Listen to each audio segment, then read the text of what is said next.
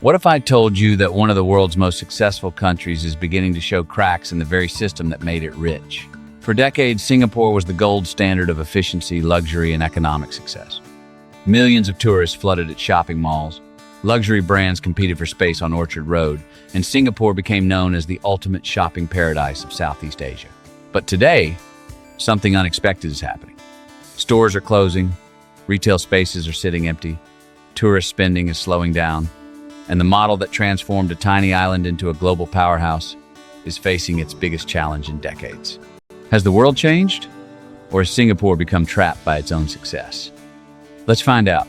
Singapore's story is one of the greatest economic transformations in modern history. When it separated from Malaysia in 1965, the country had almost nothing. It lacked natural resources, relied on imported water, and faced an uncertain future. Instead of accepting defeat, Singapore reinvented itself. Through smart policies, foreign investment, and world-class infrastructure, it became one of the richest nations on Earth. GDP per capita surged from around $500 in 1965 to more than $80,000 today. At the center of this success was a simple strategy: make Singapore the easiest and most attractive place in the world to spend money. The government removed barriers to business, created investor-friendly policies, and built some of the most impressive infrastructure on the planet. Singapore Changi Airport became a global symbol of efficiency, while Orchard Road evolved into a shopping paradise packed with luxury brands and giant malls. Tourists didn't just visit Singapore, they came to shop. The city transformed shopping into an experience. Tax refunds encouraged spending, luxury malls filled every corner, and attractions like Gardens by the Bay and Jewel Changi Airport helped create an image of perfection that attracted millions of visitors every year. For years, the formula worked. But today, the numbers tell a different story. Despite tourist arrivals recovering to nearly 13.6 million visitors annually, retail sales have failed to keep pace. Business closures have reached multi-year highs, and vacancy rates along Orchard Road have climbed significantly. The problem isn't that tourists have disappeared. The problem is that they are spending differently. Chinese tourists, once Singapore's most valuable visitors, are becoming more cautious due to China's prolonged property crisis. Average spending has dropped sharply compared to pre-pandemic levels. At the same time, neighboring destinations are becoming increasingly attractive. Bangkok now offers luxury shopping, entertainment, and nightlife at a fraction of Singapore's cost. Kuala Lumpur provides world-class retail experiences with much lower rents and prices. Bali attracts high-end travelers seeking authentic experiences and natural beauty. For many tourists, Singapore is no longer the main destination. It has become a stopover. Instead of spending a week exploring the city, many travelers stay only a few days before continuing to other destinations where their money stretches much further. Another major challenge comes from technology. Online shopping has fundamentally changed consumer behavior. Many shoppers now visit physical stores simply to browse products before purchasing them online at lower prices. Luxury retailers are increasingly questioning whether expensive flagship stores are worth the cost. As rents continue to rise, brands are consolidating locations or leaving altogether, creating more vacancies and reducing foot traffic.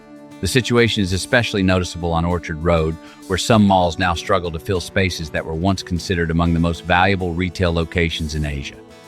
Meanwhile, suburban malls continue to thrive. Why? Because they serve everyday needs.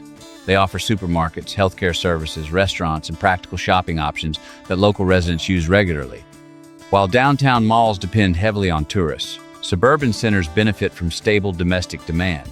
The challenge for Singapore is deeper than empty storefronts. Consumer preferences are changing. Modern travelers increasingly seek authentic experiences rather than perfectly designed environments. Social media has also reduced the novelty factor. Attractions that once felt unique can now be experienced through millions of photos and videos online before tourists ever arrive. What was once extraordinary has become familiar. Singapore's response is redevelopment.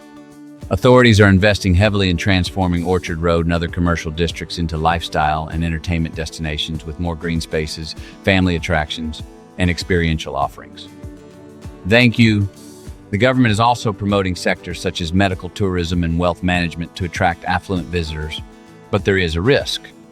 Redevelopment projects cost billions of dollars, and those costs often lead to higher rents. Higher rents can push out smaller businesses, leaving only large global chains capable of surviving. The result may be beautiful spaces that lack character and struggle to create genuine connections with visitors. Singapore is not facing economic collapse. Far from it. The country remains one of the strongest and most stable economies in the world.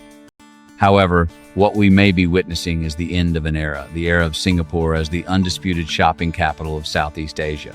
The retail model that once powered extraordinary growth is facing pressure from changing consumer behavior, digital commerce, regional competition, and evolving tourist preferences.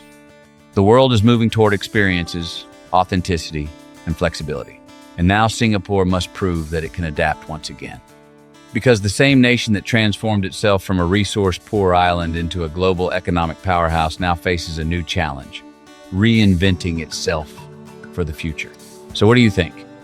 If you had $10,000 to spend on your next vacation, would you choose the luxury and convenience of Singapore? Or would you explore rising destinations like Bangkok, Bali, or Kuala Lumpur instead?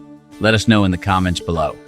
If you enjoyed this video, don't forget to like, subscribe, and turn on notifications so you never miss our next deep dive into the world's biggest economic stories, luxury destinations, and global trends. Thanks for watching, and we'll see you in the next video.